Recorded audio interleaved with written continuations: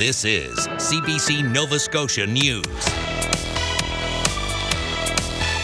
Tonight, water warning. Halifax is under a boil advisory after unchlorinated water enters the drinking supply. Trade tensions. Nova Scotia forestry industry is on edge over potential U.S. tariffs. And environmental push. Local groups demand a review of a quarry approval near Bridgewater. Light snow and flurries overnight and into Wednesday morning. The sky is clear, but the temperatures stay very chilly. Your full forecast is coming up. Good evening. Hundreds of thousands of people in the Halifax area woke up to a boil water order this morning, the second such order in 6 months. Halifax Water blames it on a late-night power outage. The whole situation has left schools, businesses, and restaurants scrambling to stay open. And as the CBC's Preston Mulligan reports, it's even forcing cancellations of some surgeries and medical procedures.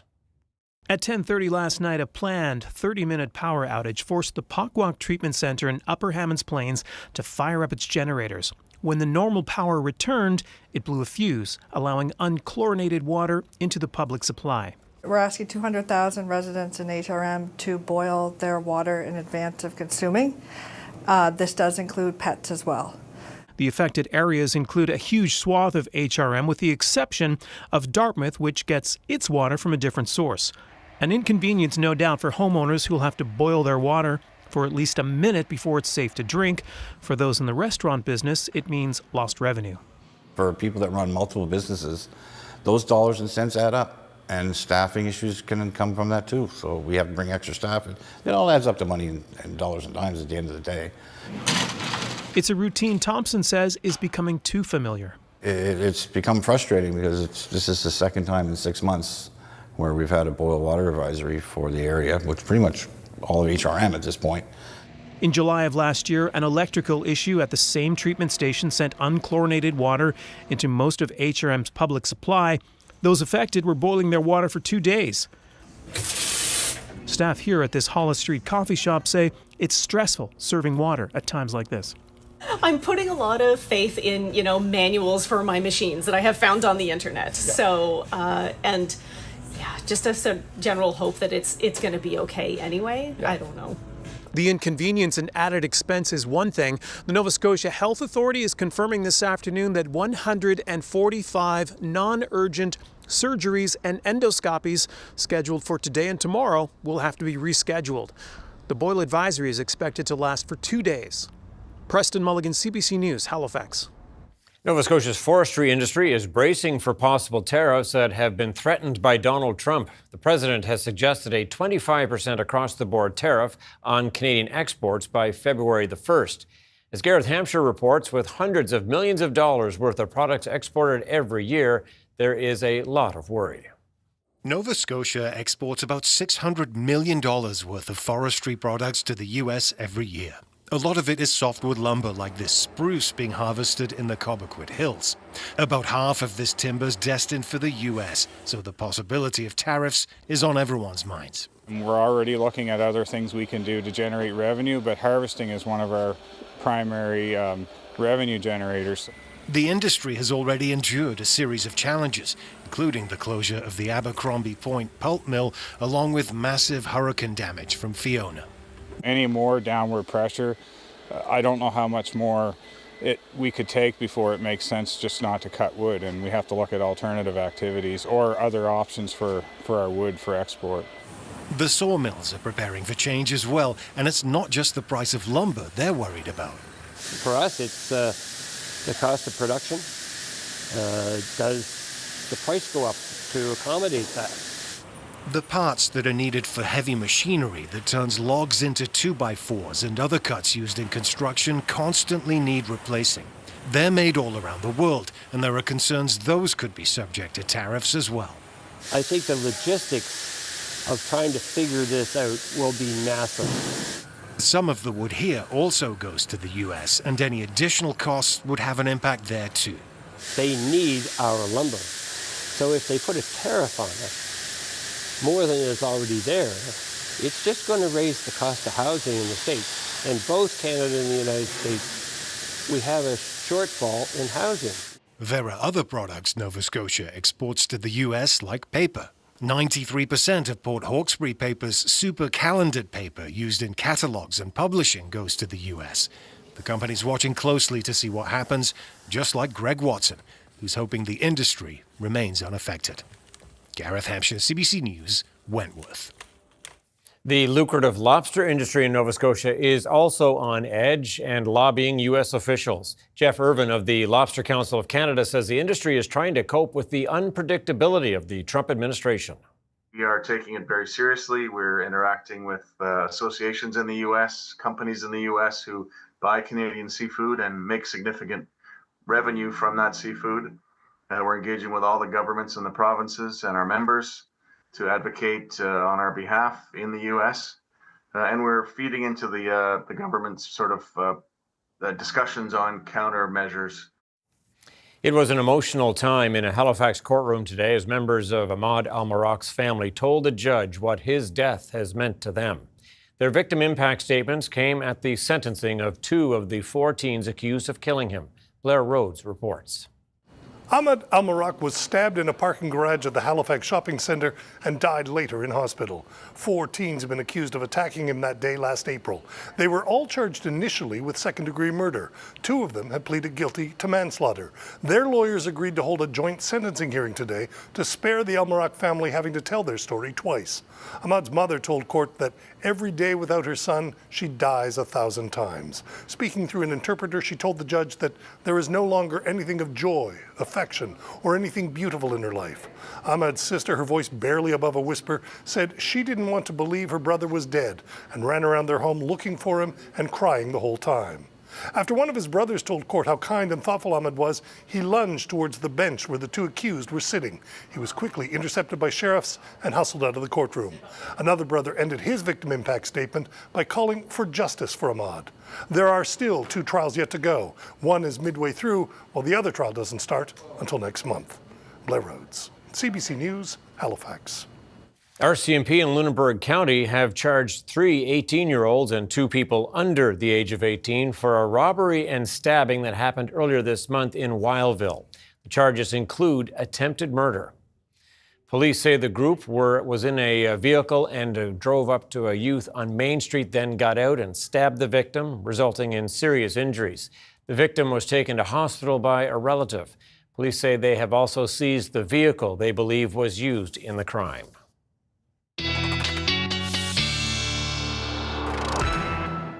Ryan Snoddon now with our first quick look at the weather forecast. It is cold out there. And it's going to stay cold. Temperatures plummeting again tonight.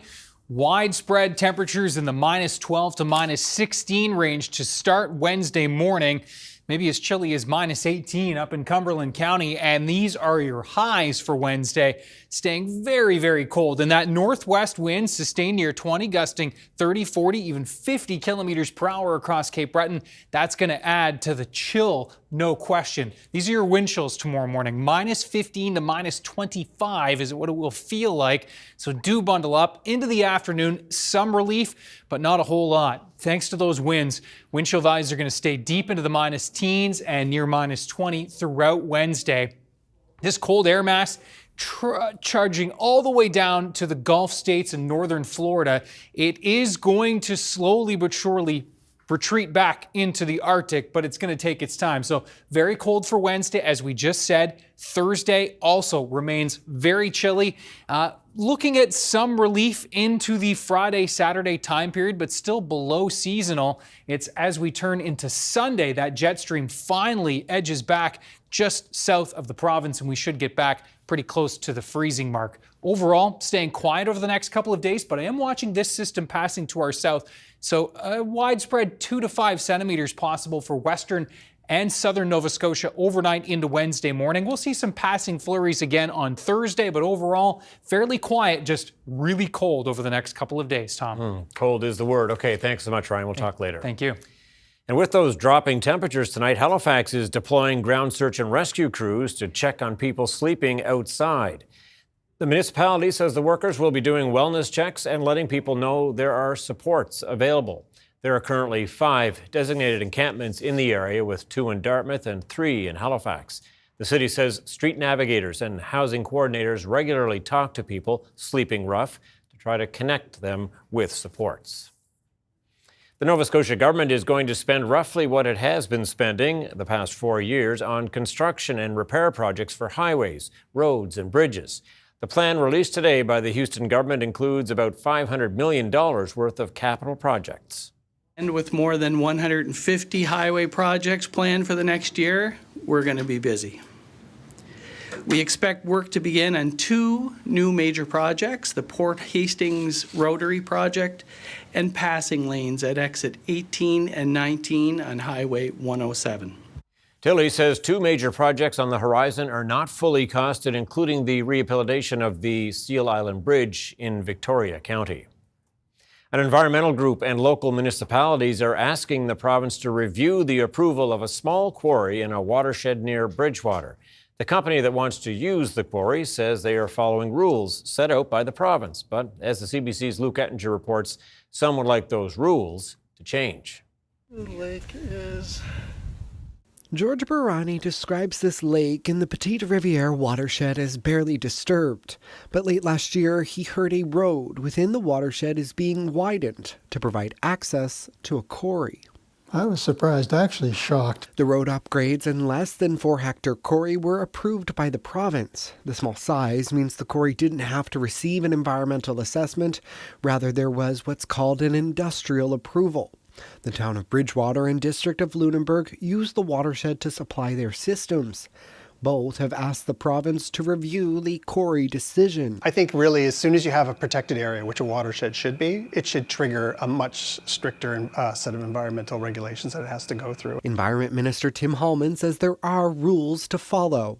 We're always looking to modernize, and certainly with respect to that specific case in Petite Riviere, the proponent is compliant with the terms and conditions of their IA. Gavin Giles is a lawyer at McGuinness Cooper who spoke on behalf of Gerald W. Vino Excavation. He says the company's current quarry is running out of material, and the watershed site would allow them to continue the family business. And they feel, quite frankly, put upon and treated unfairly by those who want to criticize them simply because they followed the approval that's required of them by the government. Another concern being raised is the risk to local ecology. The watershed is the last natural habitat for the endangered Atlantic whitefish, and quarries are identified as a potential threat if not effectively mitigated. There are a number of review processes under both provincial and federal legislation and regulations that allow for projects such as quarries or mines to be reviewed to ensure that they can proceed without destroying critical habitat. Barani says the watershed should be designated a wilderness area, making it off limits for resource extraction. Luke Ettinger, CBC News, Bridgewater. New data from Statistics Canada shows inflation in December fell to 1.8%. The drop in costs for restaurant food, alcohol, and children's clothing happened during the federal government's GST holiday. Without the tax break, the agency says the inflation rate would have gone up 2.3%. January is still a full month, a full month of exemption compared to 18 days in December. The GST break will continue until mid-February. The Bank of Canada is set to make an interest rate decision next week. Nova Scotia Olympic boxer Wyatt Sanford has announced he's going pro. Nicknamed the Kennecook Kid, Sanford won a bronze medal last summer at the 2024 Paris Olympics. He's now joining Quebec-based boxing promoters Eye of the Tiger Management. Sanford says training will be a bit different now, but he's still looking to be the best fighter possible. See what we can do. I know we want to start off just getting the feel of what it's like to be in that pro game. And then we're going to try and see if we can't make a big splash and try and go off as fast as we can. With his bronze medal last summer, Sanford became the first Canadian boxer to land on an Olympic podium since 1996. The 26-year-old also competed at the 2020 Olympics in Tokyo.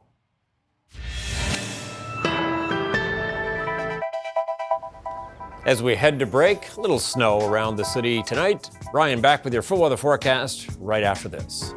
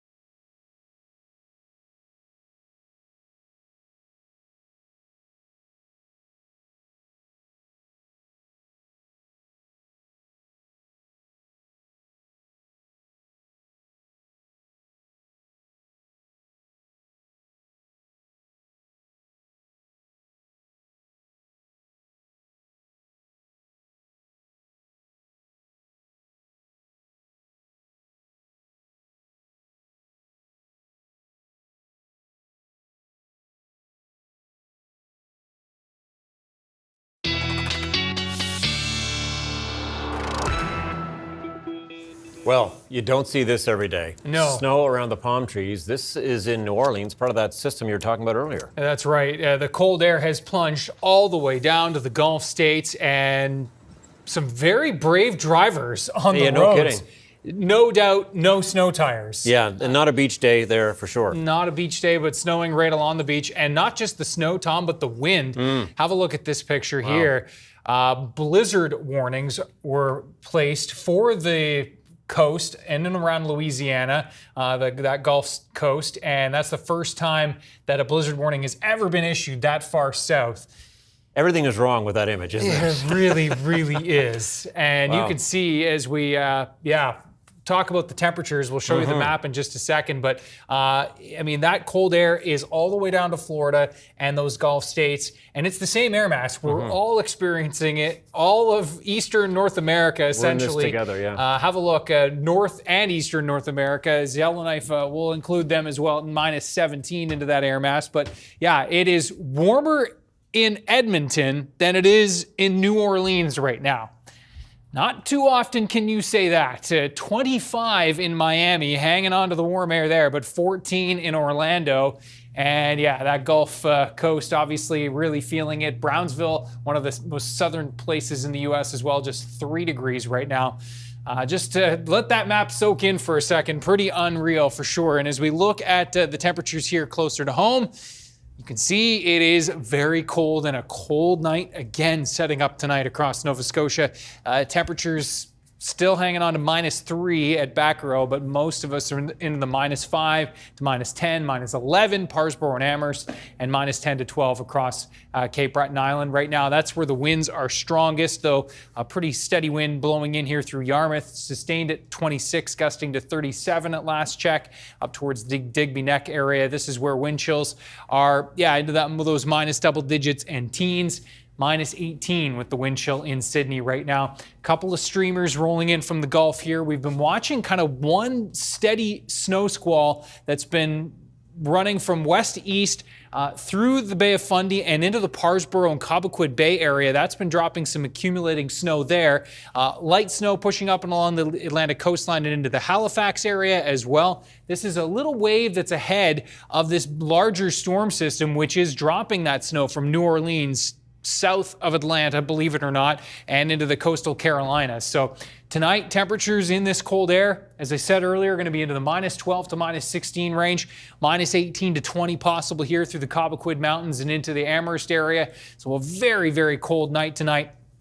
With that snow tracking in overnight tonight, could see 2 to 5 centimeters from the valley to Truro to Halifax and then the eastern shore, a dusting possible along the Northumberland shore, and likely waking up to some light snow from Yarmouth to Shelburne, Halifax, all along the Atlantic coastline, and then that snow will retreat into the afternoon, and we're looking at brighter skies, maybe a stray flurry here in through the west of the province, and certainly looking at some flurries developing for Cape Breton and the Inverness County area, 2 to 5 centimeters there tomorrow afternoon, and 2 to 5 centimeters possible here along that Atlantic coastline from Yarmouth to the eastern shore by the time we get to, let's say, noon tomorrow. It should be long gone by then. -7 to -9 across Cape Breton, -8 to 10 in through Antigonish and Guysborough. Maybe as balmy as -7 in through Halifax city proper, but yeah, it will be -9 to -11 widespread in central, -13 the high in Amherst tomorrow, and -6 to -10 in the west.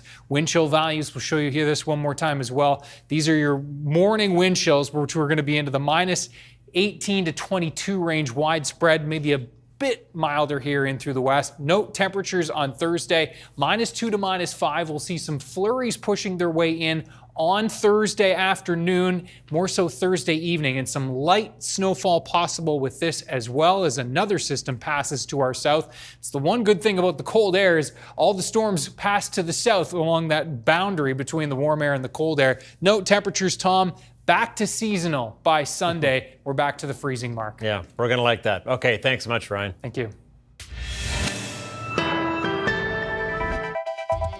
Coming up, Justin Trudeau promises a strong response as Donald Trump renews his threat to hit Canada with tariffs.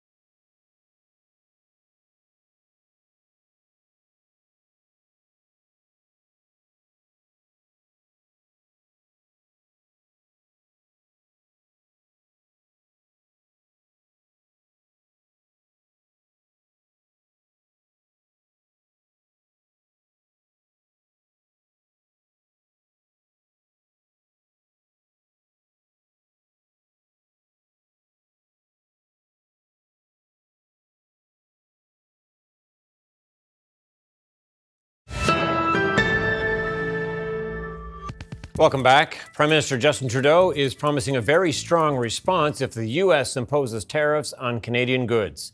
President Donald Trump already suggested he could follow through on it by the end of next week. The CBC's Ashley Burke is in Quebec, where the federal cabinet is strategizing on how to deal with that threat. Bonjour tout le monde. Good morning. The Prime Minister says his cabinet's sole focus is stopping U.S. tariffs. But if Donald Trump doesn't back down, Canada will hit back. Our response will be robust and rapid and measured, but very strong. The goal will be to get those tariffs off as quickly as possible. To do that, Justin Trudeau says everything is on the table, even matching tariffs on U.S. goods. I support the principle of dollar for dollar matching tariffs. It's something that we are absolutely going to be looking at if that is how they move forward. Trudeau and his cabinet meeting again after a chaotic day. Trump originally signed an executive order saying tariffs could happen after a 3-month study. We are establishing the External Revenue Service to collect all tariffs. But late last night, Trump threw Canada off kilter, musing to reporters he could impose a 25% tariff on all Canadian goods next week. Canada's a very bad abuser also. Vast numbers of people to come in and fentanyl to come in. When do you think you would enact those? I think February 1st. Canada's ambassador to the U.S. says bad abuser isn't how Canada would talk about its closest ally when it comes to border security. It's part of an overall strategy, a bit of distraction, a bit of having people focus on a word that's being used and not on getting down to the work. The industry minister says if Trump wants to bring in his golden age, he needs Canada to make it shine. They understand, they're in the front line of that. They understand that they won't be tariffed without impact, they cannot be tariffed without consequences, and they cannot be tariffed without costs for the U.S. consumers. If there is a trade war, Trudeau says the government plans on compensating Canadian consumers and businesses. Ashley Burke, CBC News, Montebello, Quebec. Jeff Irvin is the Executive Director of the Lobster Council of Canada. I know it's a moving target, but to the best of your knowledge, what kind of an effect could a 25% tariff, if it comes to pass, have on the lobster industry here? Well, Tom, it's hard to predict since this has never happened to us before, but we predict that it will impact prices, export prices for live and frozen lobster, which means it will impact what processors and live shippers can pay their dealers and what dealers can pay to the harvesters. So it's difficult to predict much more than that, except to say that the American market is 60% of our export market for lobster in total, 75% for frozen lobster, which is our biggest category, and it's lower for live lobster, but a dramatic impact. Yeah, and unpredictable, as we say. But so what is the best approach, or what is the approach when it comes to dealing with such unpredictability? Well, that's what we're struggling to deal with. I mean, we are taking it very seriously. We're interacting with associations in the U.S., companies in the U.S. who buy Canadian seafood and make significant revenue from that seafood. We're engaging with all the governments in the provinces and our members to advocate on our behalf in the U.S.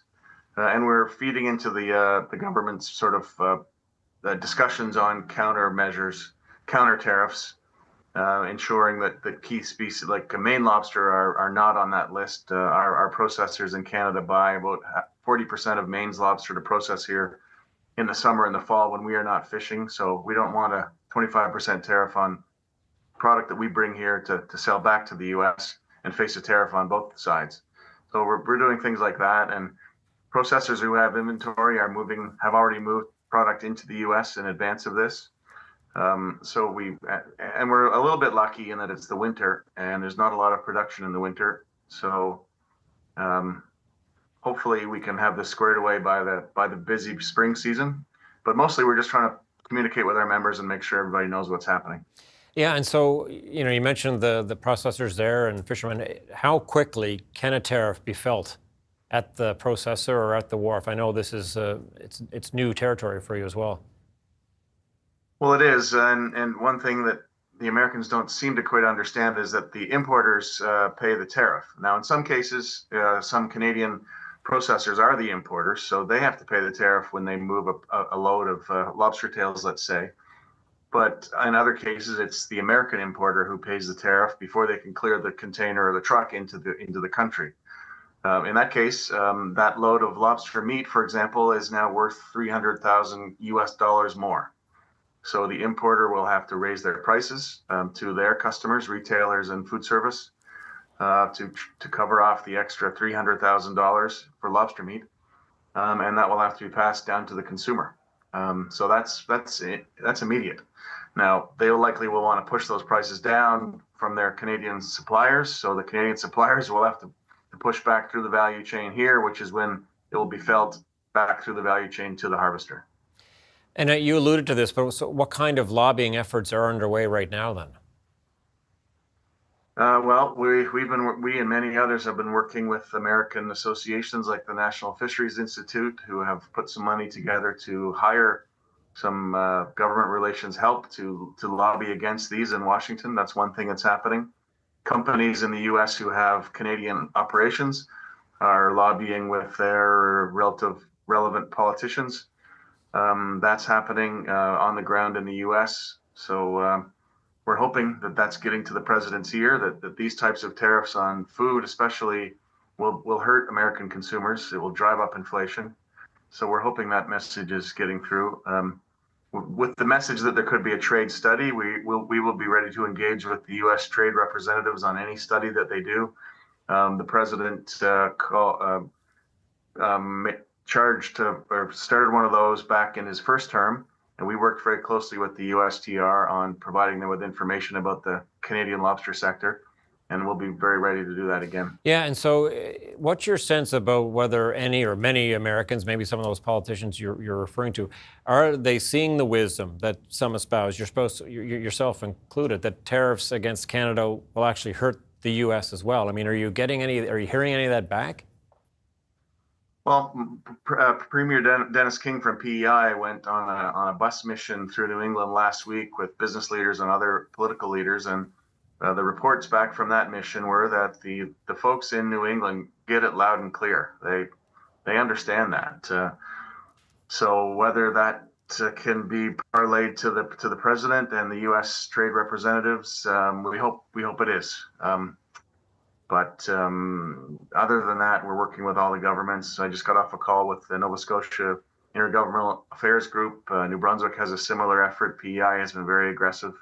I'm sure Newfoundland is as well. So, and of course, we're also feeding into the government's sort of initial discussions on if we need to do some kind of relief programs, if sectors get badly hurt. So those kind of discussions are happening already. Yeah, and no doubt discussions about diversifying markets as well, I would think. Just in 10 seconds or so, how important is that? Oh, that's vital. We've been working on that for many, many years. We have a mission going to Europe next Friday, for example, and we do one every year to Asia or Europe. And we need to double down, triple down on investing in trade development. All right, we'll be watching. Jeff Irvin, thank you very much. Thanks, Tom.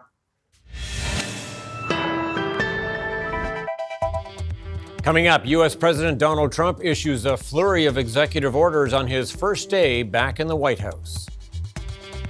And scores of people are dead and dozens injured after a fire broke out at a popular ski resort in Turkey.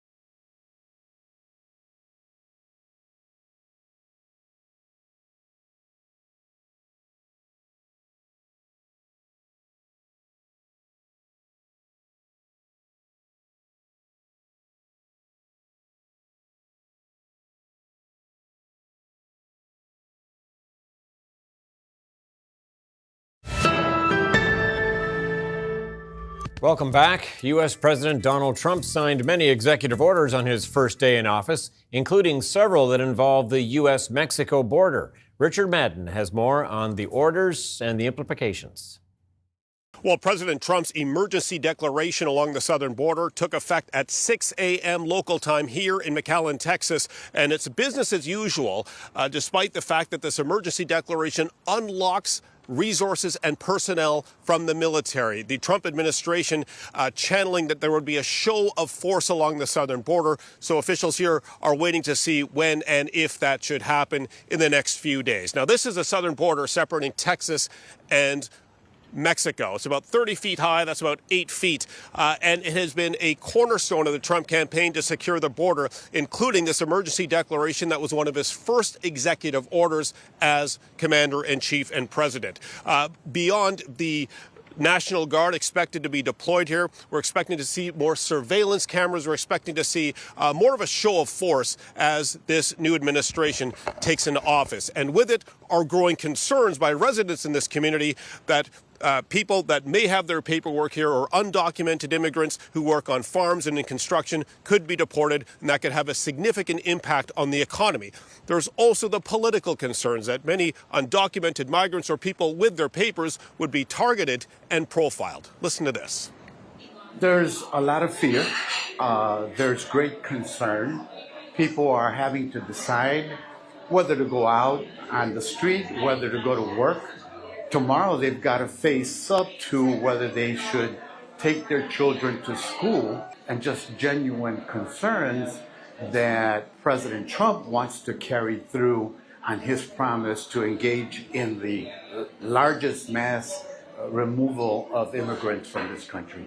And two other major executive orders signed by the president yesterday. Number one, he has canceled what's called the CBP app, and that was for potential asylum seekers to book appointments with citizenship judges in the U.S. That has been canceled. Their appointments have also been canceled along with it.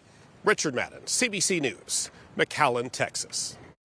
Donald Trump has also reintroduced the Remain in Mexico policy, which he established during his first term in office. It requires some asylum seekers to wait in Mexico for their hearings in U.S. immigration court.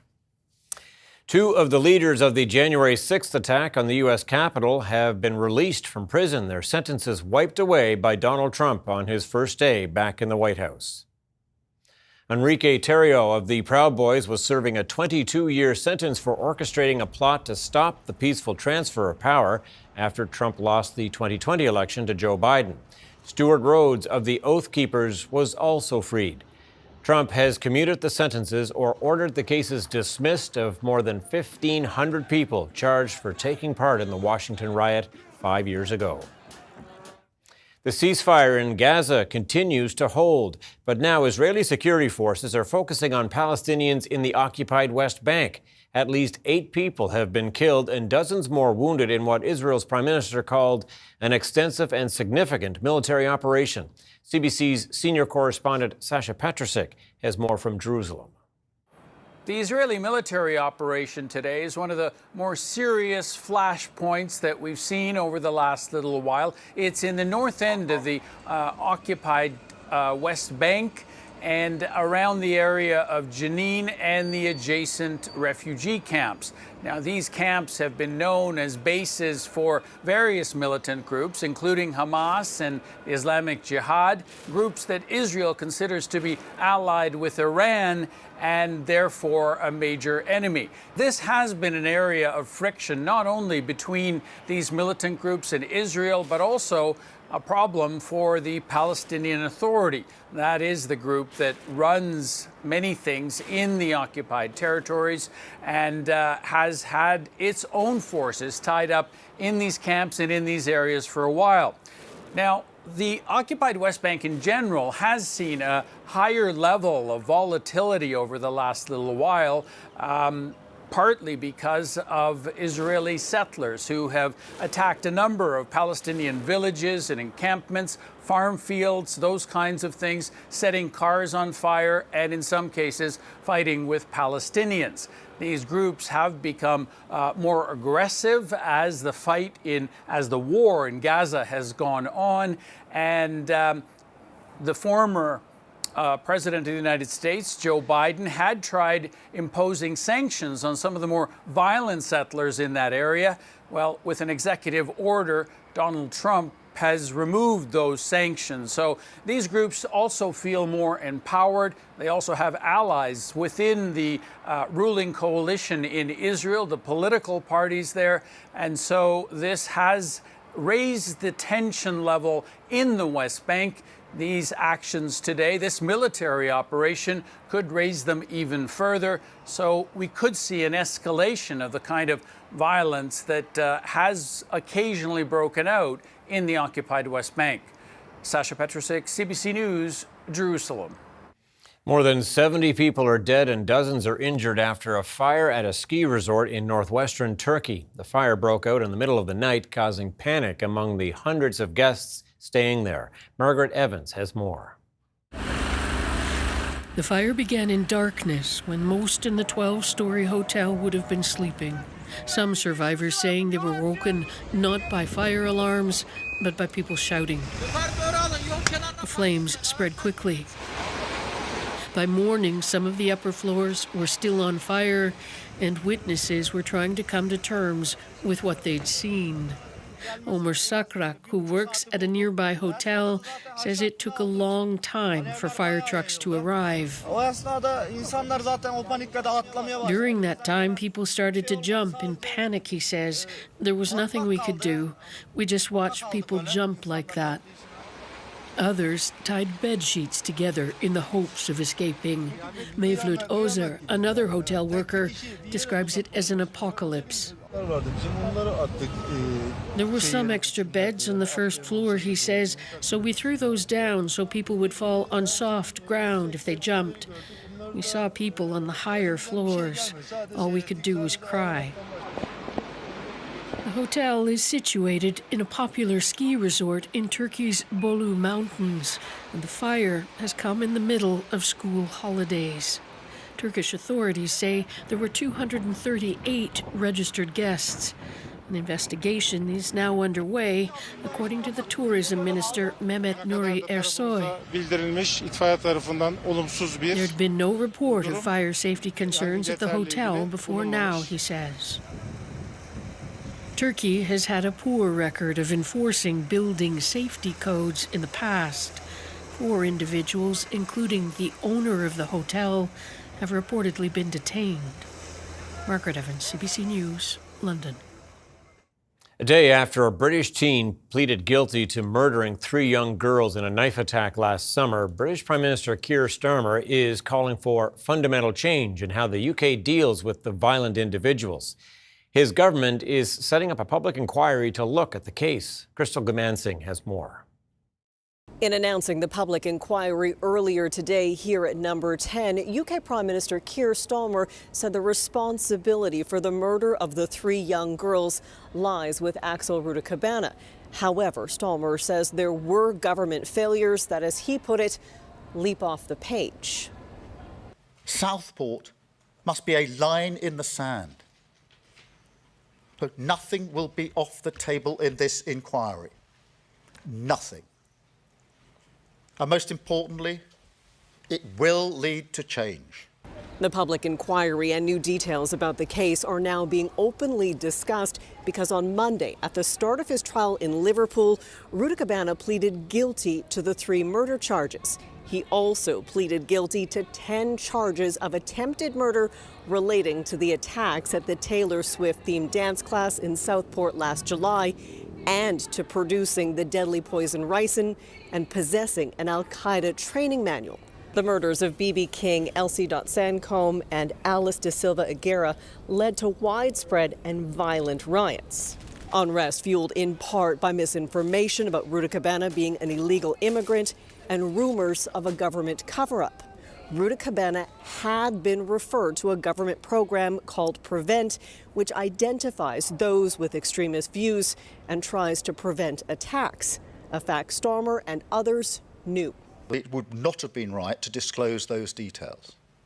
The only losers, if the details had been disclosed, would be the victims and the families, because it ran the risk the trial would collapse. The deadly knife attack was not labeled as terrorism at the time. Starmer now says the incident shows terrorism has evolved beyond organized groups with political motives. Policies aimed at protecting the public may need to be updated. In the wake of such a monstrous atrocity, we have to ask every question, no matter how difficult, and where change is needed, we must act.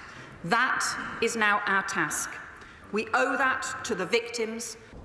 While the timeline for the public inquiry and the scope of it has not yet been laid out, Rudakabana will be sentenced in Liverpool on Thursday. Crystal Gamansing, CBC News, London.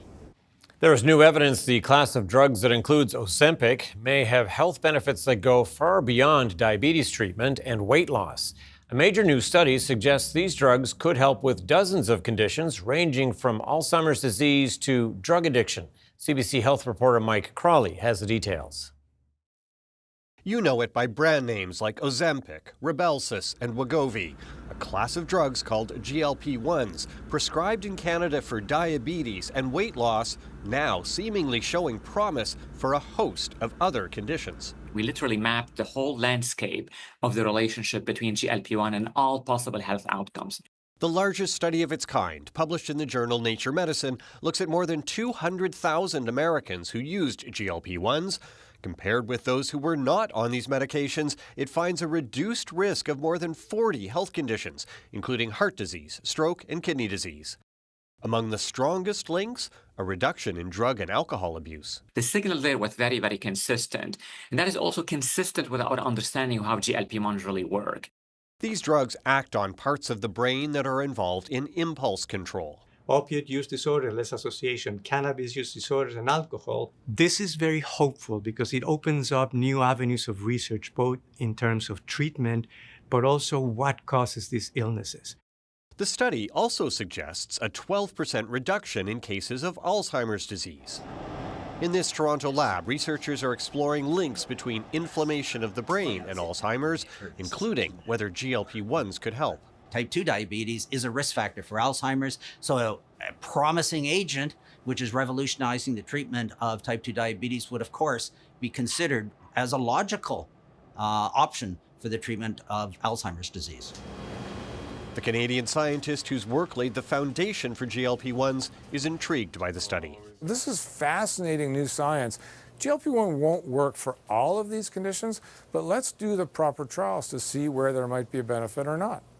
The study's authors and the independent experts agree far more research is needed before these drugs could be approved for treating any conditions other than diabetes and obesity.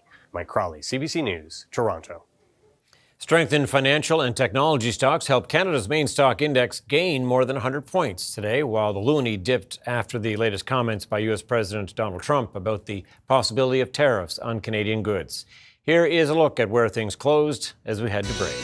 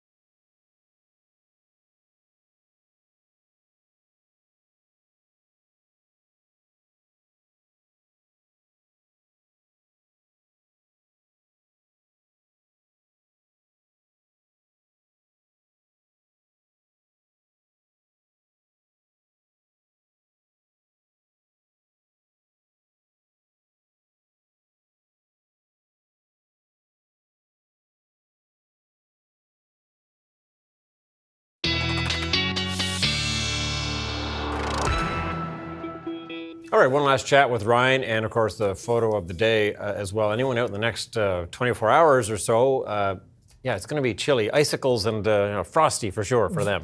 Tom, perfect Did it segue? Did I do it? Okay, Absolutely. awesome. Just Bring it on. lobbing it in beautifully to our viewer picture of the day. And indeed, it was so cold last night, a cold, clear night.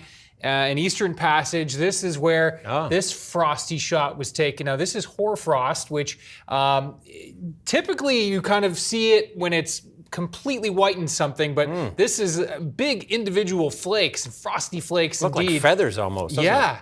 I had no idea that was the picture tonight. Wow. That is just one. a beautiful shot. It's the first I've seen an image like this. And thanks to Wendy for sharing Ryan's pics at cbc.ca. And yes, some frosty images tomorrow morning when we wake up as well. We'll see minus 12 to minus 16 widespread temps tomorrow morning, minus 18 in through the Cumberland County area. And these are your highs tomorrow, as you can see. Very cold, minus 8 to minus 12 widespread. Northwest winds, 20 gusting to 40, even 50 kilometers per hour. That light snow overnight tonight could see 2 to 5 centimeters, the Atlantic coastline, including Halifax. But the cold is the big story. All the way down to the Gulf states. How long does it last? You can see it retreats quickly through the day tomorrow in the U.S. For us, we're entrenched through Thursday and Friday, and even Saturday is a pretty chilly day. Cooler than seasonal through Saturday, but that jet stream pushing up, sugging into us on Sunday will start to bump our temperatures back. A little bit of a pushback into the early next week time frame, though. So winter really setting in here. And again, there's that shot overnight tonight. That storm to our south could spark enough, could be close enough to spark about 2 to 5 centimeters of accumulation. So just be prepared for some snow to dust off tomorrow morning for sure. Yeah, be ready for that. Okay, Ryan, thanks for that. It was an emotional night at the Crypto.com arena at the LA Kings, as the LA Kings honored firefighters and first responders before their hockey game. We would like to welcome the brave firefighters from Los Angeles City Fire Department, Station 64, West Covina Fire Department, the Los Angeles County Fire Department, and the Pasadena Fire Department. The Kings replaced their traditional logo at center ice with a graphic paying tribute to the LA Fire Department. It was the team's first game back in their home arena since the wildfires erupted. The Kings and visiting Pittsburgh Penguins took part in a ceremonial face-off. Players from both teams wore the LAFD caps in the pregame warm-up, a big show of support from the NHL. Yeah, nice touch for sure. Yeah. That's it for us tonight. Thanks so much for watching. We'll see you next time. Good night.